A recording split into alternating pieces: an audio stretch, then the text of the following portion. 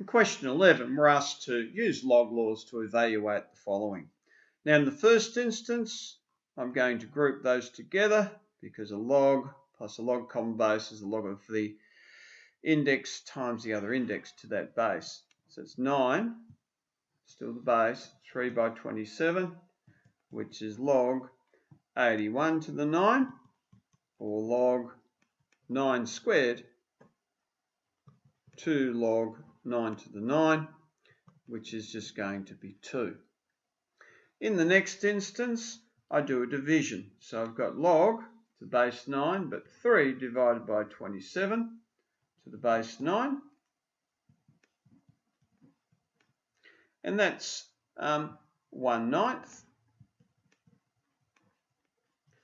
9 to the minus 1, minus 1, log 9 to the 9, which is -1 for my answer in the second instance.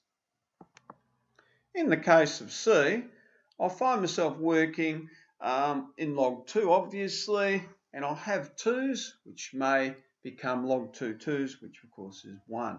So in the first instance, I've got log 2 squared to the base 2, and I'll make that 2 by 3, and then log 4 by 3 to the base 2.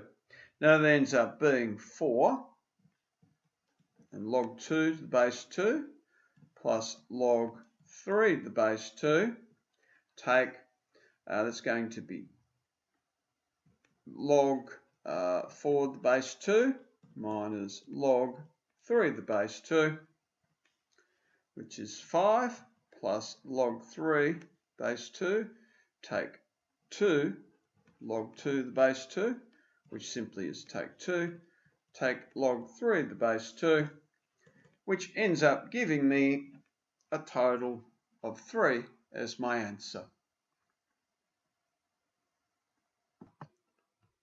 Moving along to D, I hope you can see pretty quickly that that becomes log of 1 to the base 5, which by definition is equal to 0. Now, when you have a look at E, and I will stop the tape to write it out, you'll find there's a fair bit of grouping involved. Please stay calm and make sure you do your groupings correctly. Now, they will all be to the log of something to the base 11. So I'm just going to group them all together. So that's 7 over 3 times, and that's a squared, 1 over 3 squared. That's a division when I group them together in this manner, so it'd be multiplied by 3 over 11. And lastly, dividing by 7 over 9 is the same as multiplying by the inverse 9 over 7.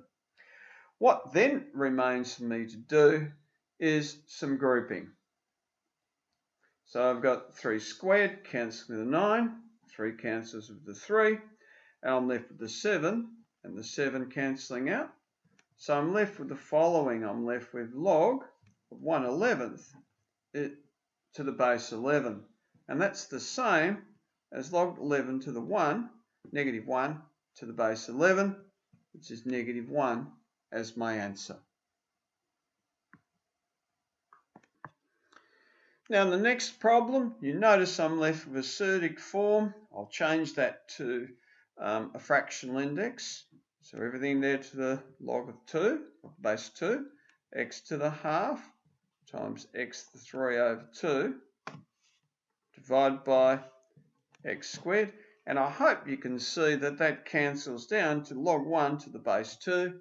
Now, any log 1 to any base is by definition 0 as my final answer. So quite a mucky one that cleans up pretty quickly.